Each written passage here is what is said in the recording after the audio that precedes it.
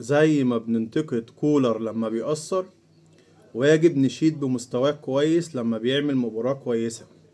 النهاردة كولر عامل مستوى كويس قوي.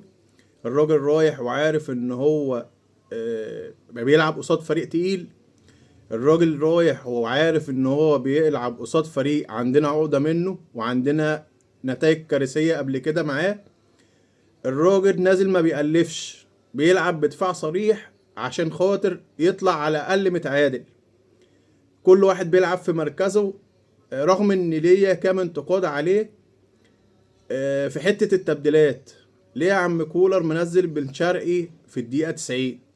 انه منزله يعمل ايه؟ يلم الكور ولا يصفر مع الحكم؟ الراجل نزل لعب هجمة واحدة جاب منها الجون اللي اتلغى.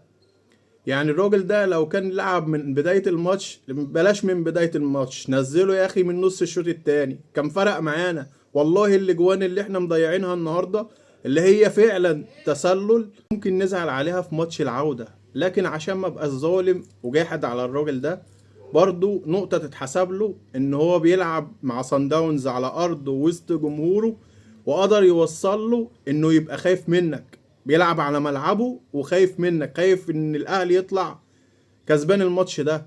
لو خدتوا بالكم يعني يمكن اخر تلت ساعة فريق سان داونز بيدافع، ما بيعملش حاجة غير انه بيدافع طول الماتش.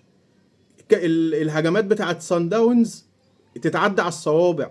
يعني الهجمات اللي هجمها سان داونز كلها هجمتين ثلاثة يتعدوا على الصوابع، رغم ان كان في منهم خطير، ورغم ان الكرة اللي شالها الشناوي دي كانت ممكن تبقى هدف محقق، بس الحمد لله ربنا سترها معانا. امام عاشور امام عاشور ده يا جدعان افضل صفقة حصلت في تاريخ الاهلي، مثلا يمكن من 10 سنين فاتوا.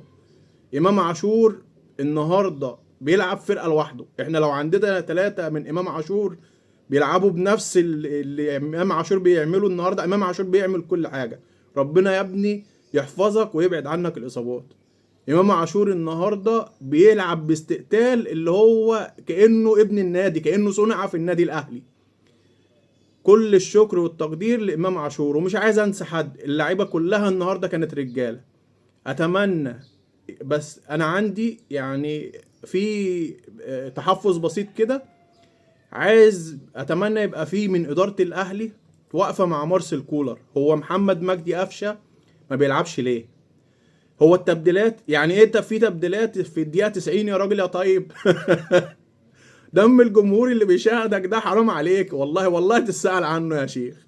واتمنى كل التوفيق للنادي الاهلي في الماتش العودة ان شاء الله، وان شاء الله نتأهل، وان شاء الله ال 13 يا اهلي.